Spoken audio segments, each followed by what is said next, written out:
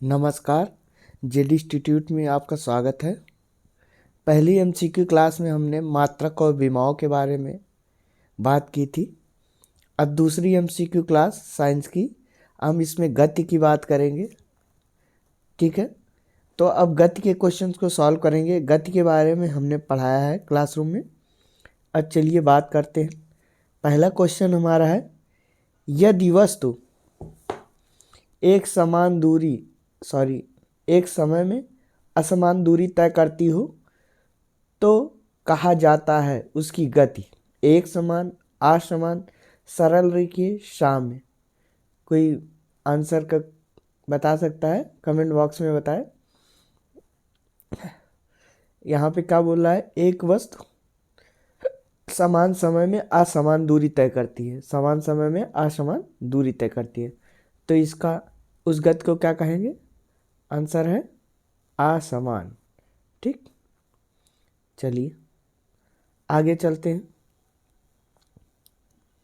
अगला क्वेश्चन है हमारा,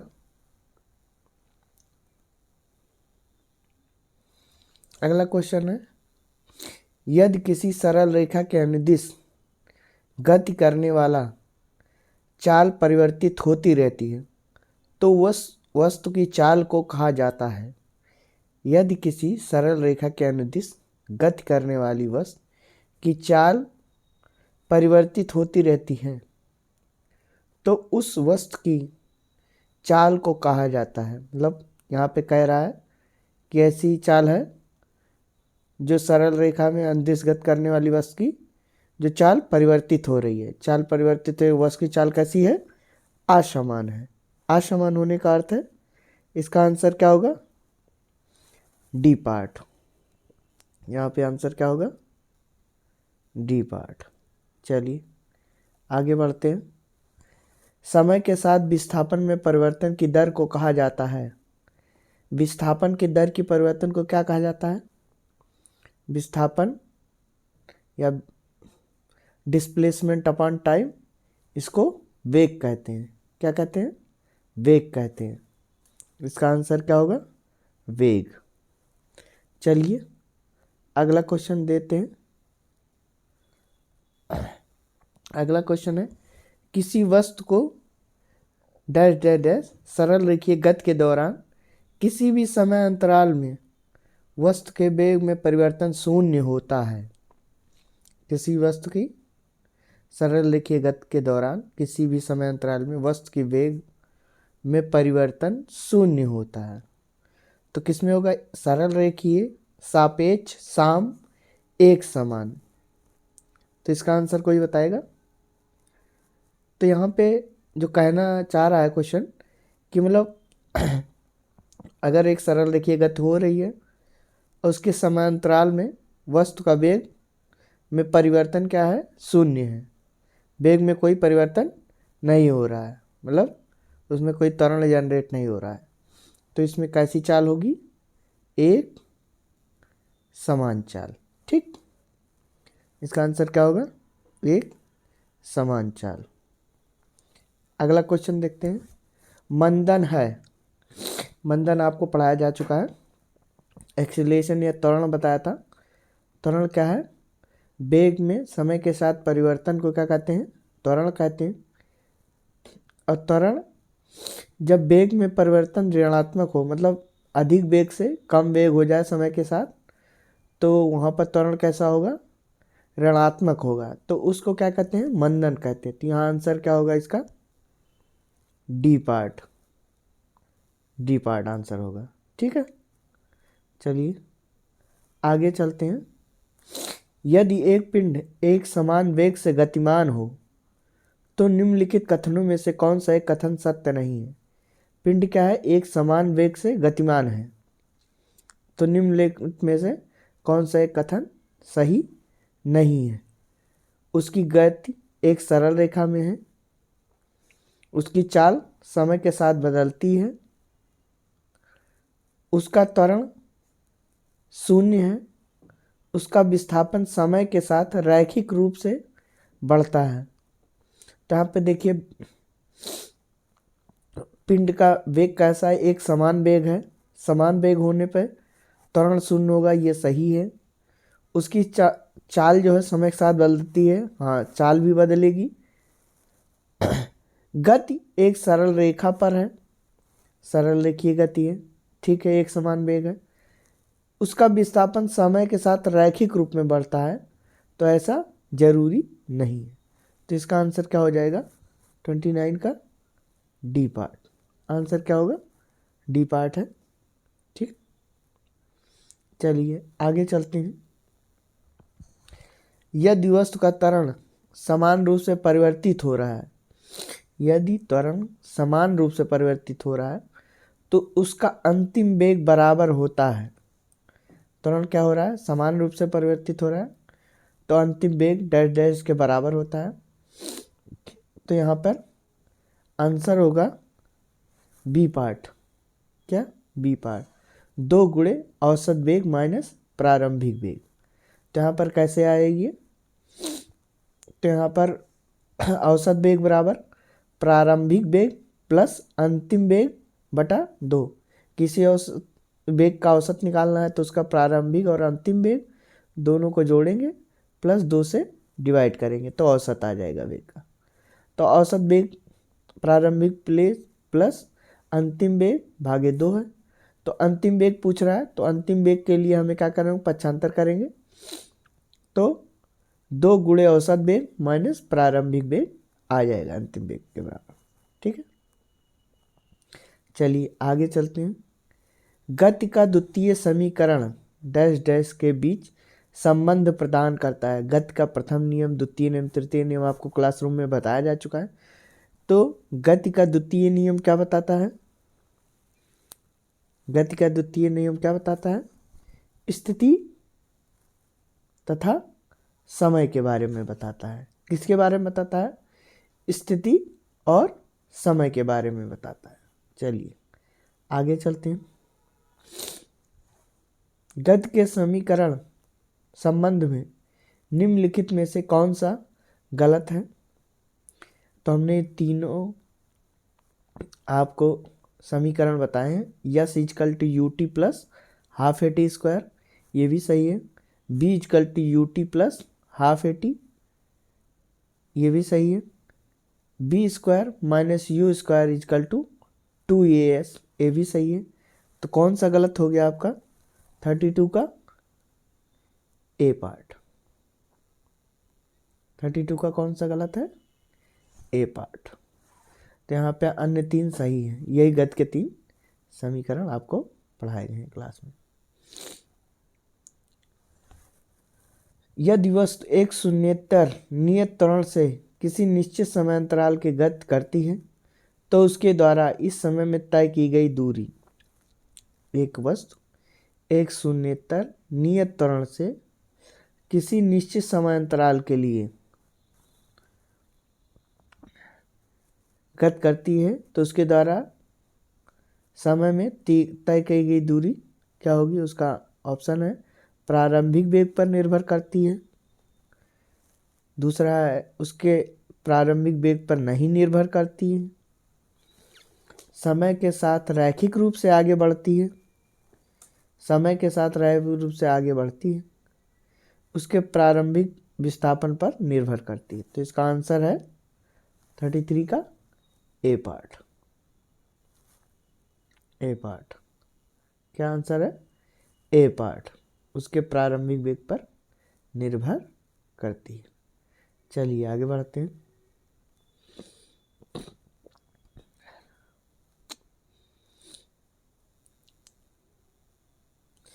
अगला क्वेश्चन है, एक स्वतंत्र रूप से गिरते हुए पिंड द्वारा तय की गई दूरी निम्नलिखित में से किसके समानुपातिक है।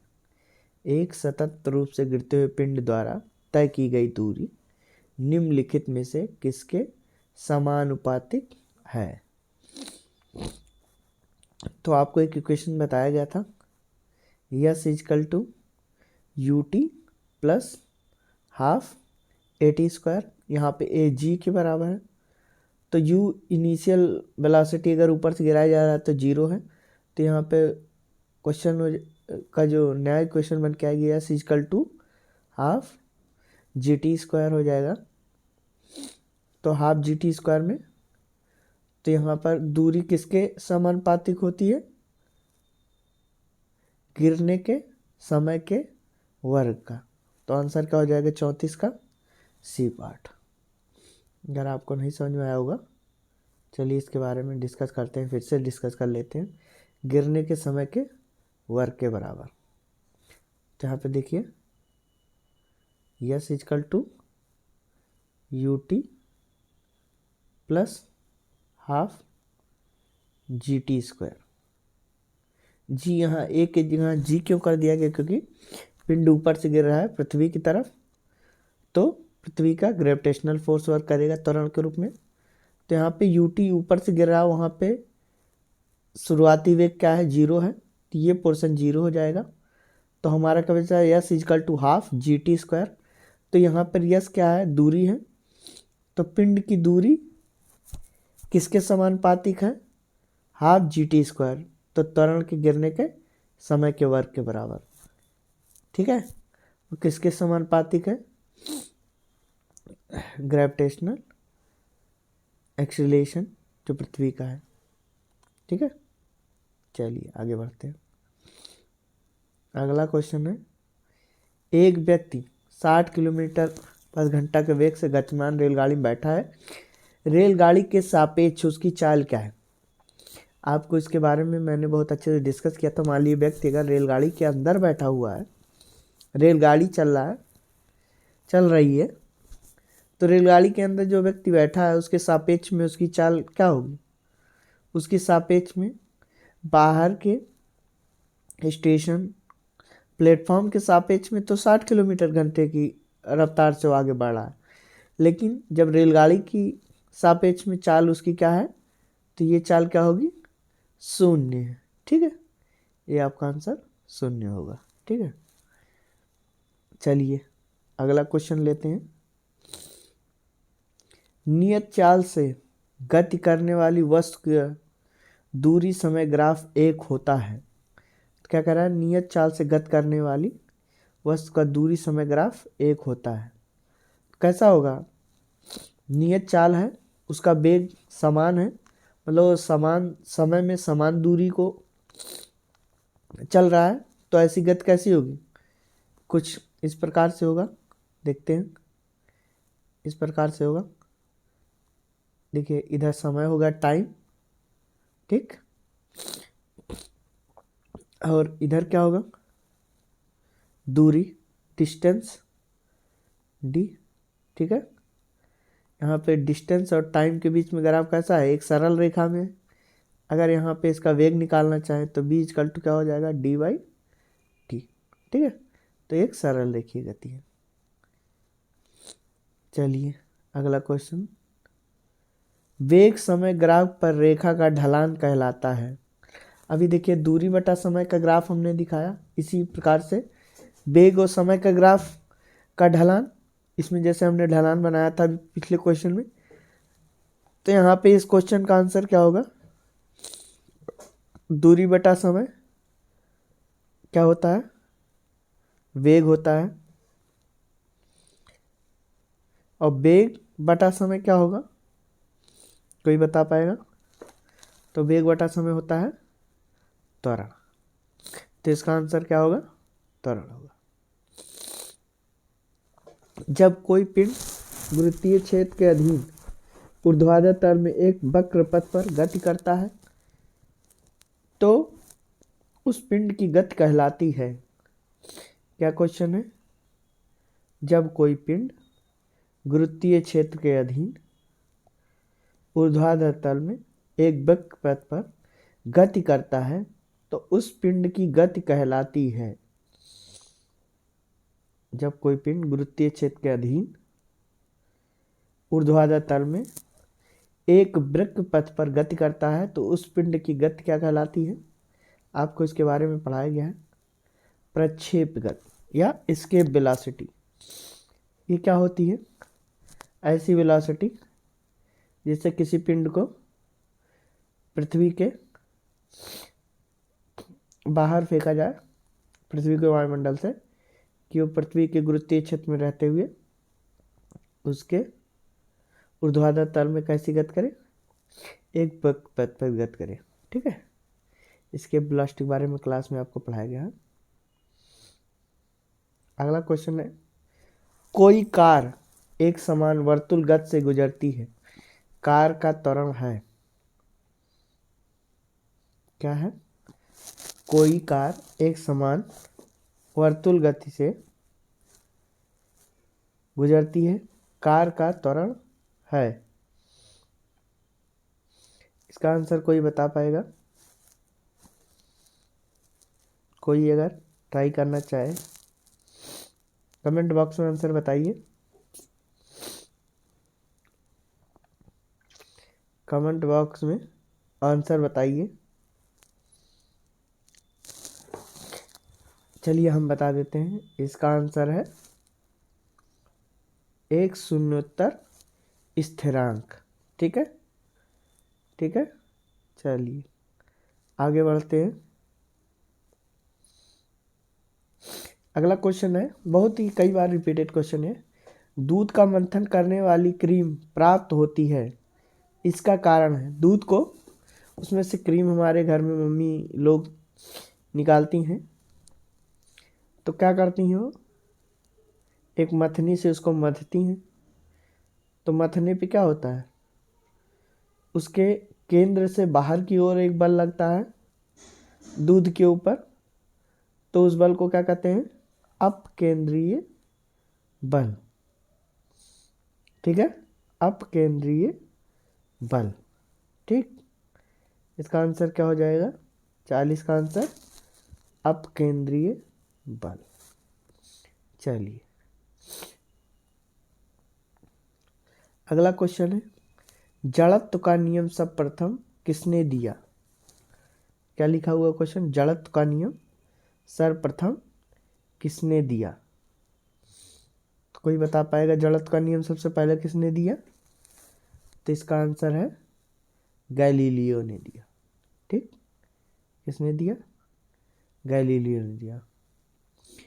किसी वस्तु द्वारा विराम की अवस्था अथवा गति की अवस्था के विरोध की प्रवृत्ति को कहते हैं, मतलब जो जिस अवस्था में रहती है वस्तु उसी में रहना चाहती है, दूसरी अवस्था में नहीं जाना चाहती, तो इस विरोध प्रवृत्ति को क्या कहते हैं?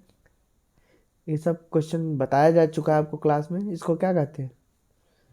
इसको क्या कहते हैं, कोई बता पाएगा? आंसर इसका, इसको कहते हैं जड़त्व। ठीक है, जड़त्व कहते हैं। किसी वस्तु का जड़त्व मापने की इकाई निम्न में से क्या है? तो जड़त्व मापने की इकाई क्या है, कोई बता पाएगा? जड़त्व मापने की इकाई क्या है? जड़त्व मापने की इकाई क्या है? द्रव्यमान। कैसे, हमने क्लासरूम में बता दिया था, जिसका द्रव्यमान ज़्यादा होगा उसका जड़त्व अधिक होगा। ठीक है, चलिए अगला क्वेश्चन डिस्कस करते हैं।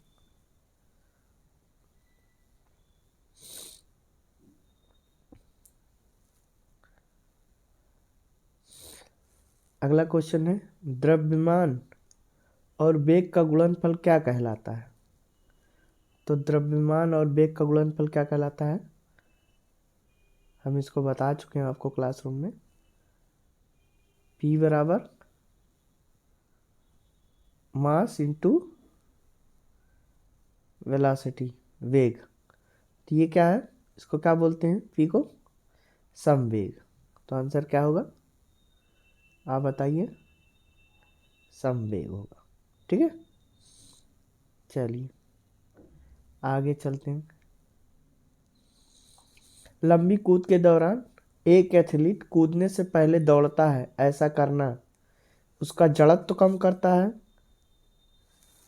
उसका संवेग बढ़ाता है, उसका संवेग कम करता है, उसे भारी जड़त्व प्रदान करता है। तो इसका आंसर क्या होगा? इसका आंसर होगा उसका संवेग बढ़ाता है। कैसे बढ़ाता है? एटलीस्ट पहले जब दौड़ेगा तो वेलोसिटी में आएगा, तो P इक्वल टू mv, उसका संवेग बढ़ जाएगा। ठीक है, अगला क्वेश्चन तरफ चले। न्यूटन के गति के नियम उन वस्तु के लिए सत्य नहीं है जो हैं विश्राम में, मंद गति कर रही हो, उच्च गति कर रही हो, प्रकाश के वेग के तुल्य वेग से गति कर रही हो। तो इसका आंसर क्या होगा? गति के नियम किस पे फॉलो होंगे? जो गति में होंगे। अगर कोई बस विश्राम में है तो उसके ऊपर गति के नियम फॉलो होंगे? नहीं फॉलो होंगे। तो इसका आंसर क्या हो गया? जो विश्राम में। ठीक है, न्यूटन के गति का पहला नियम जाना जाता है गुरुत्वाकर्षण, जड़ता का नियम, संवेग संरक्षण का नियम, ऊर्ध्वाधर गति। क्या कहा जाता है? कोई बताएगा? तो पहला हमने आपको बताया हुआ क्लास में, पहले नियम को क्या कहते हैं? जड़ता का नियम। क्या कहते हैं? जड़ता का नियम। किसी कालीन की सफाई के लिए यदि उसे छड़ से पीटा जाए तो उसमें कौन सा नियम लागू होता है? किसी कालीन की सफाई के लिए यदि उसे छड़ से पीटा जाए तो उसमें कौन सा नियम लागू होता है? गति का पहला नियम, गति का दूसरा नियम, गति का तीसरा नियम, गति के पहले और तीसरे नियम का संयोजन। आंसर क्या होगा? कोई बता पाएगा? कौन सा नियम लागू हो रहा है? बताइए आप लोग। चलिए हम बता देते हैं आपको। गति का पहला नियम। ठीक है, ठीक। चलिए अगला क्वेश्चन तरफ चलते हैं। द्रव्यमान और त्वरण का गुणनफल बहुत ही आसान क्वेश्चन है। Mass into acceleration. तो इसको क्या होता है? क्या है? फोर्स बराबर मास इंटू एक्सीलरेशन। तो ये क्या हो गया? बल।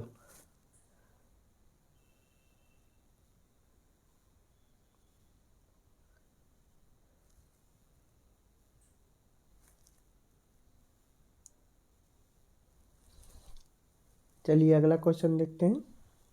अगला क्वेश्चन है बल बटा त्वरण। तो ये क्या होगा? ये भी पहले ही क्वेश्चन से संबंधित है। फोर्स बराबर m इंटू ए, लेकिन यहाँ क्या दिया है? बल बटा त्वरण। तो m इक्वल टू क्या हो जाएगा? फोर्स बटा एक्सीलरेशन या त्वरण, बल बटा एक्सीलरेशन। तो किसके बराबर हो गया? द्रव्यमान के बराबर हो गया। ठीक है, चलिए रॉकेट किस सिद्धांत पर कार्य करता है? तो हम आपको बता चुके हैं। रॉकेट किस सिद्धांत पे काम करता है? तो संवेग का संरक्षण के सिद्धांत पे काम करता है, जो न्यूटन का कौन सा नियम है? न्यूटन का सॉरी संवेग के संरक्षण सिद्धांत प्लस न्यूटन का तृतीय नियम, इक्वल एंड अपोजिट रिएक्शन। यही तो है न्यूटन का तृतीय नियम। Every action have should equal and opposite reaction. तो इसका आंसर क्या होगा? 51 का आंसर है। 51 का आंसर है ए पार्ट, न्यूटन का तृतीय नियम। किसी कण पर दिए गए समांतराल के दौरान कार्यशील बल के कारण उस कण का आवेग, क्या लिखा हुआ है? किसी कण दिए गए समांतराल के दौरान कार्यशील बल के कारण कण का आवेग। कण का आवेग क्या होगा? बल में परिवर्तन के बराबर होगा, संवेग में परिवर्तन के बराबर होगा, उसके किए गए कार्य में परिवर्तन के बराबर होगा, उसकी ऊर्जा में परिवर्तन के बराबर होगा। तो किसके बराबर होगा? कण का आवेग उसके संवेग में परिवर्तन के बराबर होगा। ठीक है, ये आंसर होगा आपका। ठीक, चलिए आगे चलते हैं। एक सेल में विस्फोट के बाद अनेक टुकड़े विभिन्न दिशाओं में गति करते हैं। इस दशा में किसका संरक्षण होगा? तो हमने आपको बताया था कि कोई बहुत बड़ा पिंड है, अगर उसमें विस्फोट हो जाता है तो उसका बड़े पिंड का संवेग मास इंटू वेलोसिटी होता है। जब छोटे छोटे मास में टूट गए तो उनमें छोटी छोटी वेलोसिटीज उत्पन्न होगी छोटे छोटे कणों में। उन सारों का संवेग जो होगा किसके बराबर होगा? एक बड़े कण के संवेग के बराबर होगा। तो किसका संरक्षण यहाँ पे होता है? संवेग का संरक्षण होता है। तो आंसर क्या होगा आपका? संवेग का संरक्षण। चलिए अगला, एक व्यक्ति किसी घर्षण रहित क्षैतिज धरातल पर खड़ा है। एक व्यक्ति किसी घर्षण रहित क्षैतिज धरातल पर खड़ा है। इस धरातल पर एक निश्चित दूरी तक वह कैसे आगे बढ़ सकता है? तो कैसी धरातल है? घर्षण रहित। तो घर्षण न होने पर वो कैसे आगे बढ़ सकता है? वहाँ पर किसी बल की आवश्यकता नहीं आगे बढ़ने के लिए, बहुत ही कम बल से भी वो आगे बढ़ सकता है। तो इसका आंसर क्या होगा? ये आप लोग याद रखिएगा, छींक कर। क्या करके? छींक कर भी आगे बढ़ सकता है, क्योंकि घर्षण है नहीं तो बहुत ही कम फोर्स से भी वो आगे बढ़ जाएगा। सड़क पर चलने की अपेक्षा बर्फ पर चलना कठिन है, क्योंकि बर्फ सड़क से सख्त है। सड़क बर्फ से सख्त होती है। जब हम पैर से धक्का देते हैं तो बर्फ पर कोई प्रतिक्रिया व्यक्त नहीं करती। बर्फ में सड़क की अपेक्षा घर्षण कम होता है। तो इसका आंसर आप लोग बताएंगे। तो बर्फ में सड़क की अपेक्षा घर्षण कैसा होगा? बहुत कम होगा। इस कारण से बर्फ पे चलना कठिन हो जाएगा। तो इसका आंसर क्या होगा? D part. ठीक है, बर्फ में सड़क की अपेक्षा घर्षण कम होता है। अगला क्वेश्चन में, बॉल बेयरिंग के प्रयोग से सर्पी घर्षण परिवर्तित होता है स्थैतिक घर्षण में, लोटनी घर्षण में, सीमांत घर्षण में। सर्पी घर्षण परिवर्तित नहीं हो सकता। तो इसका आंसर क्या होगा? इसका आंसर होगा, अब बॉल बेयरिंग क्या करेंगे? सर्पी घर्षण को किस में बदलेंगे? लोटनी घर्षण में। तो इसका आंसर क्या होगा? लोटनी घर्षण में। चलिए, जड़त्व आघूर्ण के कारण वस्तु अपनी स्थानांतरणीय अवस्था में परिवर्तन का विरोध करती है। घूर्णन अवस्था में परिवर्तन का विरोध करती है। स्थानांतरणीय तथा घूर्णन दोनों अवस्था में परिवर्तन का विरोध करती है। उपरोक्त में से कोई नहीं। तो 57 के क्या आंसर होगा? जड़त्व आघूर्ण के कारण वस्तु अपनी घूर्णन अवस्था में परिवर्तन का विरोध करती है। आज का आंसर क्या हो जाएगा? बी पार्ट, घूर्णन अवस्था में परिवर्तन का विरोध करती है। चलिए, उत्तोलक कार्य करता है जड़त्व आघूर्ण के सिद्धांत पर, बल आघूर्ण के सिद्धांत पर, संवेग संरक्षण के सिद्धांत पर, कोणीय संवेग संरक्षण। हमने आपको उत्तोलक के बारे में बहुत अच्छे से पढ़ाया है, आप लोग इसका आंसर कर सकते हैं। तो किसके सिद्धांत पे काम करता है? बल आघूर्ण के सिद्धांत पर काम करता है। ठीक है, चलिए आगे बढ़ते हैं। अगला क्वेश्चन देखते हैं। निम्न में से प्रथम वर्ग का उत्तोलक है सिरौता, चिमटा, कूड़ा उठाने की मशीन, कैंची। आप लोग को सभी वर्ग के उत्तोलक के बारे में, प्रथम वर्ग में कौन आएगा, द्वितीय वर्ग में कौन आएगा, कैसे आएगा, कहाँ आएगा, ये सब सारी चीज़ें डिस्कस की गई हैं। तो इसके बारे में आप आंसर बता सकते हैं। तो उत्तोलक प्रथम वर्ग में कौन आएगा? आप लोग जल्दी से आंसर बताइए। तो इसका आंसर है कैंची। कैंची क्या है?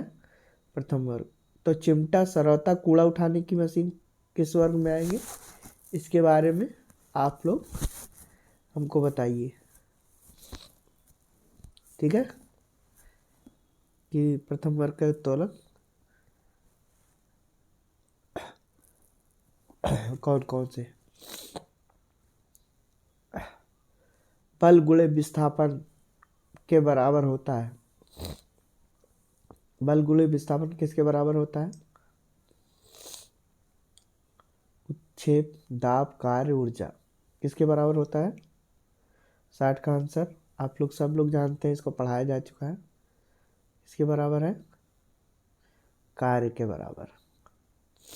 ठीक है, वर्क बराबर कार्य बराबर W इजकल टू वर्क बराबर फोर्स इंटू डी। सरल रेखीय गति हो रही है तब है, नहीं तो डी कॉस थीटा, आपको पढ़ाया जा चुका है।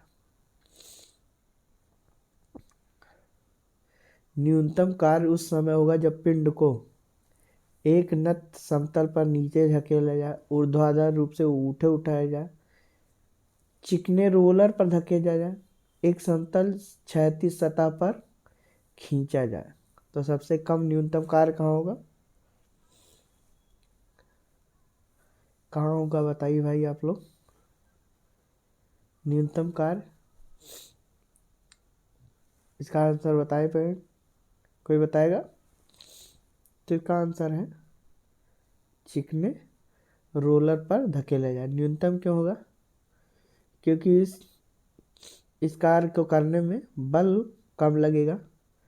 चिकना रोलर है तो उसको आगे बढ़ाने में बल की आवश्यकता कम होगी। ठीक है, निम्न में से कौन सा एक बल अकेंद्रीय तथा असंरक्षी है, इसके बारे में डिस्कस करते हैं। निम्न में से कौन सा एक बल अकेंद्रीय तथा असंरक्षी है, तो इसका आंसर कौन सा है, कोई बताएगा। क्वेश्चन बहुत इंपॉर्टेंट है ना। तो ये तो बल अकेंद्रीय है तथा असंरक्षी बल है। तो इसका आंसर कोई बताएगा कि कौन सा बल है। इससे बल है घर्षण बल। कौन सा बल है, घर्षण बल। चलिए आगे बढ़ते हैं।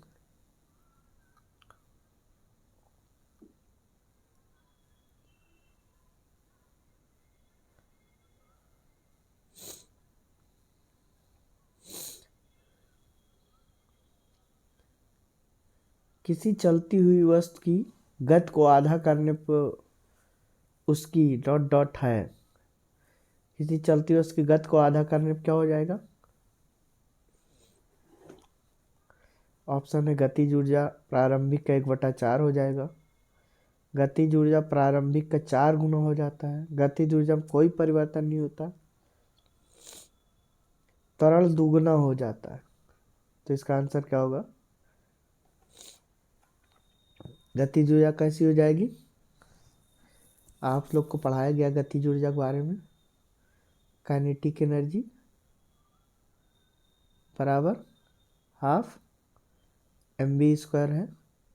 तो यहाँ पर वस्तु की गति क्या हो जा रही है, आधा हो जा रही है। तो वेलोसिटी आधी होने पर क्या हो जाएगी, वेलोसिटी आधी होने पर v/2 हो जाएगा 1/4। तो गतिज ऊर्जा प्रारंभिक वेग का क्या हो जाएगा, 1/4 हो जाएगी। इसका ऑप्शन क्या है, ए पार्ट। ठीक है, निम्नलिखित में से कौन सा एक ऊर्जा का मात्रक नहीं है, जूल, न्यूटन मीटर, वाट, घंटा, किलोग्राम मीटर पर सेकंड स्क्वायर। तो आप जानते हैं जूल, न्यूटन मीटर, वाट, घंटा, ये सब ऊर्जा के मात्रक है। किलोग्राम मीटर पर सेकंड स्क्वायर किसका मात्रक है, ये बल का मात्रक है। ठीक है, ये बल का मात्रक, तो इसमें ऊर्जा का मात्रक यही नहीं है। ठीक है, चलिए आगे चलते हैं। किसी गतिमान पिंड की गतिज ऊर्जा किस प्रकार प्रभावित होती है यदि इसमें किया गया नेट कार्य धनात्मक हो। क्या करा, किसी गतिमान पिंड की गतिज ऊर्जा किस प्रकार प्रभावित होती है यदि किया गया नेट कार्य धनात्मक हो। तो कम हो जाती है, बढ़ जाती है, अपरिवर्तित रहती है, शून्य हो जाती है। तो इसका आंसर क्या होगा? गतिज ऊर्जा बढ़ जाती है, गतिज ऊर्जा बढ़ जाती है। ठीक है, चलिए आगे बढ़ते हैं। घड़ी में चाबी देने पर कौन सी ऊर्जा संग्रहित होती है? गतिज ऊर्जा, स्थितिज ऊर्जा, विद्युत ऊर्जा, दबाव ऊर्जा। तो कौन सी ऊर्जा संग्रहित होती है? तो इसमें होती है स्थितिज ऊर्जा। ठीक है, चलिए। ऊर्जा के बारे में निम्नलिखित में से कौन सा कथन सही है?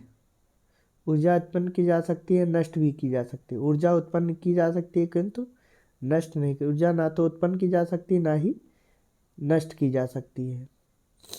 तो आपका आंसर क्या है? ऊर्जा ना तो उत्पन्न की जा सकती है ना ही नष्ट की जा सकती है, केवल ऊर्जा का एक रूप से दूसरे रूप में परिवर्तन हो सकता है। ठीक है, विद्युत मोटर में ऊष्मा को विद्युत ऊर्जा में बदला जाता है, विद्युत ऊर्जा को ऊष्मा में बदला जाता है, विद्युत ऊर्जा को यांत्रिक ऊर्जा में बदला जाता है। उपरोक्त में से कोई नहीं। तो इसमें क्या आंसर है आपका? C part. क्या आंसर है? C part. ठीक है, चलिए आगे। सुमेलित कीजिए। क्या सुमेलित करना है? विद्युत ऊर्जा का प्रकाश ऊर्जा में रूपांतरण किसके द्वारा किया जाता है? विद्युत ऊर्जा का प्रकाश ऊर्जा में। तो विद्युत ऊर्जा किस में बदलती है? आप जानते हैं, बल्ब के द्वारा। ठीक है, गतिज ऊर्जा का विद्युत ऊर्जा में ये कौन करता है? डायनमो करता है। ऊष्मीय ऊर्जा का प्रकाश ऊर्जा में तो ये कौन करता है? लालटेन करता है। विद्युत ऊर्जा का ध्वनि ऊर्जा में तो कौन करता है? लाउड स्पीकर करता है। ये ऊर्जा में परिवर्तन आपको बताया जा चुका है, आप इसको समझते होंगे। चलिए आगे बताया जाता है।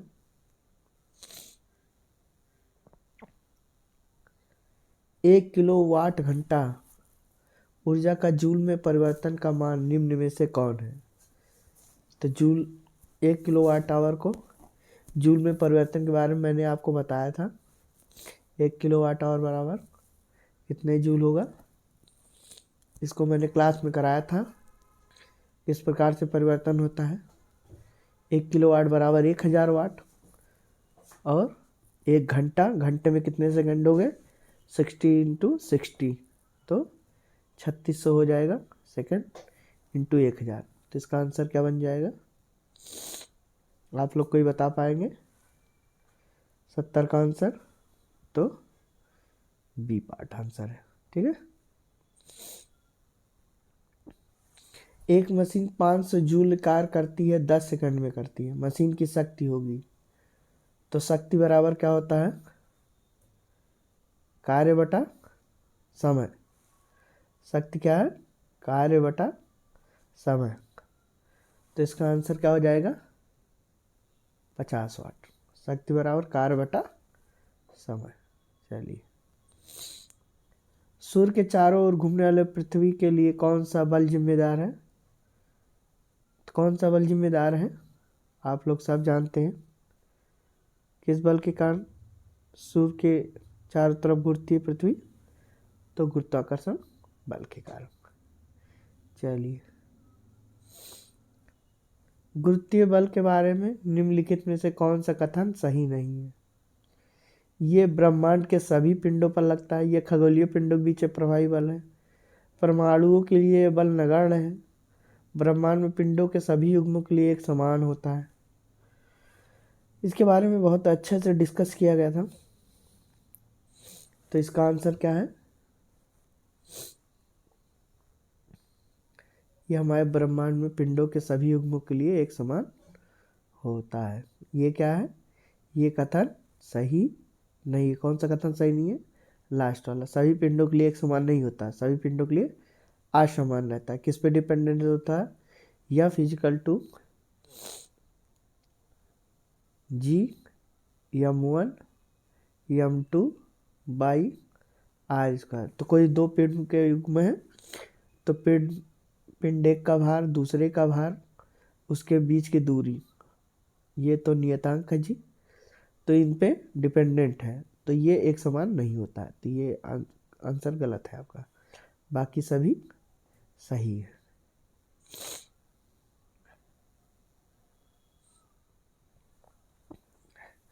पृथ्वी की सतह पर अथवा उसके निकट वस्तु के लिए गुरुत्व त्वरण जी है। सार्वत्रिक गुरुत्वीय स्थिरांक जी से किस प्रकार संबंधित है? इसको आपको प्रूफ बताया गया था। जी इजकल टू क्या होता है, तो स्मॉल जी इजकल टू, आपको ये डेरिवेशन करा के बताया गया था। आप लोग कोई आंसर बता पाएंगे? चलिए ट्राई करिए। 74 का आंसर, 74 का आंसर, क्वेश्चन देखते रहिए। पृथ्वी की सतह पर, ये पूरा क्वेश्चन आप पढ़िए और देखिए, आंसर बताइए। चलिए हम बताते हैं। 74 का ट्राई करिए, तो आपको इसका डेरिवेशन बताया गया था, तो इसका आंसर क्या है? जी इजकल टू GM/R²। ठीक। अगला क्वेश्चन ये भी आपको कराया गया था।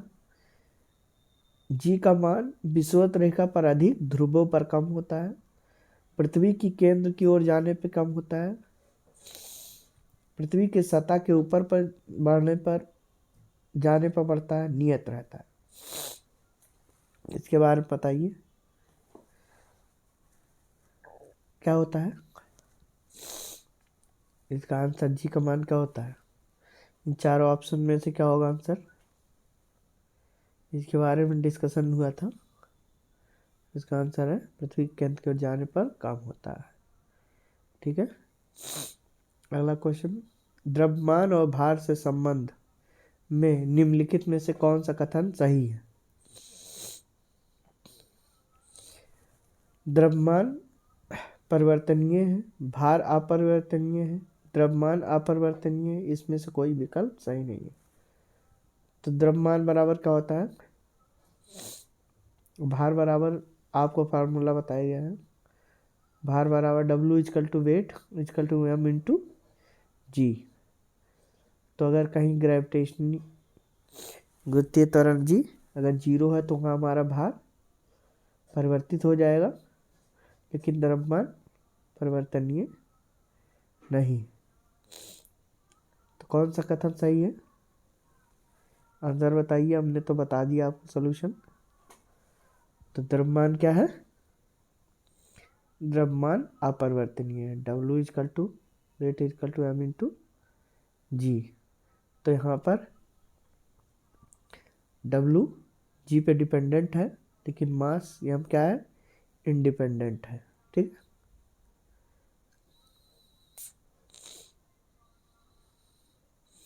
चलिए आगे बढ़ते हैं। चंद्रमा पर किसी वस्तु का भार गुणे पृथ्वी के भार के, तो ये सब आंसर तो आप जानते ही हैं, क्वेश्चन क्लास में कराए गए हैं। तो 77 का आंसर क्या होगा? C part, 1/6। 1/6 क्यों हो जाएगा? क्योंकि चंद्रमा पर वेट बराबर क्या होता है? M इंटू जी, और जी का मान जो है ये चंद्रमा पर पृथ्वी के मान से क्या हो जाएगा? 1/6 हो जाएगा। तो जब 1/6 हो जाएगा तो वहाँ पर भार को भी 1/6 कर देगा। चलिए आगे बढ़ते हैं। किसी वस्तु का भार उस समय न्यूनतम होता है जब उसे रखा जाता है पृथ्वी के केंद्र पर, दक्षिणी ध्रुव पर, उत्तरी ध्रुव पर, विषुवत रेखा पर। तो ये सब आपको बहुत अच्छे से डिस्कस किया गया था। तो इसका आंसर क्या है? 78 का डी पार्ट, पृथ्वी के केंद्र पर।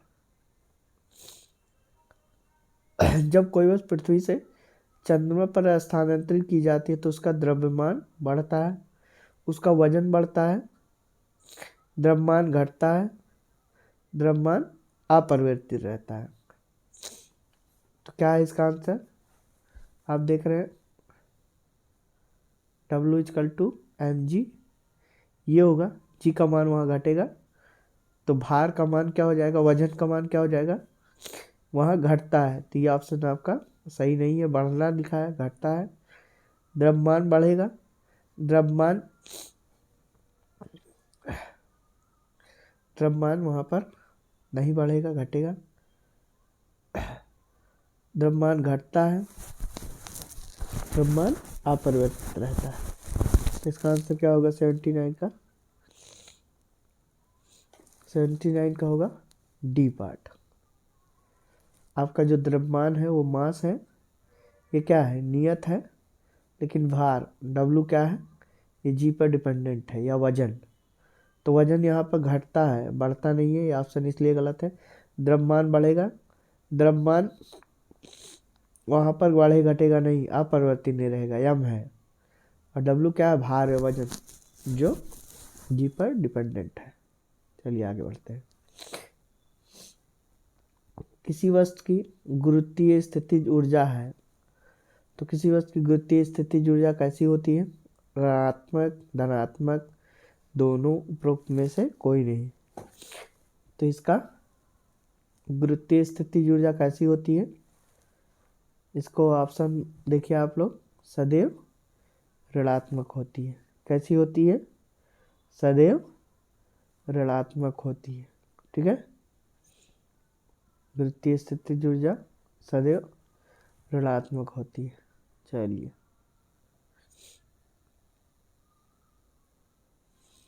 किसी भूस्खलनीय उपग्रह की ऊंचाई पृथ्वी की सतह से लगभग कितनी होती है, ये क्वेश्चन बहुत अच्छा है, इसको याद रखिएगा। कितना होता है, 36,000 किलोमीटर, ठीक है, 36,000 किलोमीटर। भू स्थिर उपग्रह है, घूमता है किसी भी ऊंचाई पर, स्थिर ऊंचाई पर, ध्रुव की ऊंचाई पर। ऊंचाई उपग्रह के द्रव्यमान पर निर्भर करती है, तो किस पे घूमता है, भू स्थिर 36,000 किलोमीटर या स्थिर ऊंचाई पर, ठीक। निम्न में से कौन सा कथन सही नहीं है, निम्न, किसी भी पिंड का भार भिन्न भिन्न ग्रहों पर भिन्न होता है। किसी भी पिंड का द्रव्यमान पृथ्वी पर, चंद्रमा पर, रिक्त आकाश में समान होता है, तो द्रव्यमान तो हर जगह समान होगा, भार भिन्न भिन्न होगा।